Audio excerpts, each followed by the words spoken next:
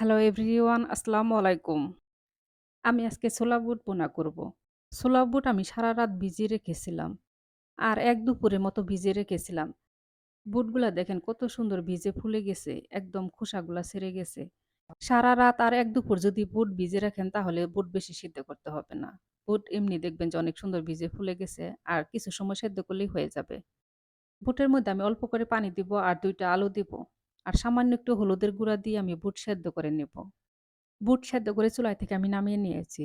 এখন আমি পাঁচফোড়ন আর আস্ত জিরা ভেজে নেব। পাঁচফোড়ন কিন্তু বেশি ভাজা যাবে না। হালকা করে একটু ভেজে গরম করে নামিয়ে নিলেই কিন্তু ভাজা হয়ে যাবে। আমি পাঁচফোড়ন আর জিরা ভেজে নামিয়ে নিয়েছি। এখন আমি প্যানের মধ্যে দিয়ে দিব সয়াবিন তেল। তেলের মধ্যে দিয়ে দিব পেঁয়াজ কুচি। পেঁয়াজের মধ্যে এখন আমি দিয়ে দিব কাঁচামরিচ। কাঁচামরিচ আমি ছোট, ছোট করে এরকম করে কুচি করে কেটে দিলাম। এখন আমি দিয়ে দিব তেজপাতা, দারুচিনি আর একটা সাদা এলাচ। দিয়ে এখন আমি তেলের মধ্যে ভেজে নেব। পেঁয়াজ আমি বেশি ভাজবো না। পেঁয়াজের যেন কাঁচা গন্ধ না থাকে এরকম করে ভেজে নেব। পেঁয়াজ ভেজে নিয়ে এখন আমি দিয়ে দিব ১ চামচ আদা রসুন বাটা। আর দিয়ে দিব ১/২ চামচ ভাজা জিরা বাটা। এখন আমি আদা রসুন তেলের মধ্যে একটু ভেজে নেব। ভেজে নিয়ে দিয়ে দিব সামান্য একটু পানি। মসলা দিব, মসলা যেন পুড়ে না যায় তার জন্য সামান্য একটু পানি দিয়ে দিলাম। এখন আমি দিয়ে দিব স্বাদ মতো লবণ আর দিয়ে দিব ১ চামচ শুকনা মরিচের গুঁড়া, ১/২ চামচ হলুদের গুঁড়া আর দিয়ে দিব ১/২ চামচ ধনিয়ার গুঁড়া। দিয়ে এখন আমি মসলাগুলা খুব ভালোভাবে কষিয়ে নেব। বুট আমি অনেকগুলাই সেদ্ধ করে নিয়েছি কিন্তু বুট আমি সবগুলা দিব না। ৩ ভাগের ১ ভাগ আমি বুট ভুনা করব। সিদ্ধ করা বাকি বুটগুলো আমি ফ্রিজে রেখে দেব। মাঝে, মাঝে বের করে আমি ভুনা করব। এখন আমি মসলার মধ্যে বুটগুলা দিয়ে দিব। দিয়ে এখন আমি মসলার সাথে মিশিয়ে নিব। বুটের সাথে যে আমি ২ টা আলু সেদ্ধ করে নিয়েছি সেই আলু ২ টা হাত দিয়ে গলিয়ে এভাবে আমি দিয়ে দিব। বুট ভুনার মধ্যে আপনারা চাইলে কিন্তু টমেটো কুচি করে দিতে পারেন। কিন্তু আমি এখানে টমেটো দিলাম না, আলু দিয়েই করব আজকে।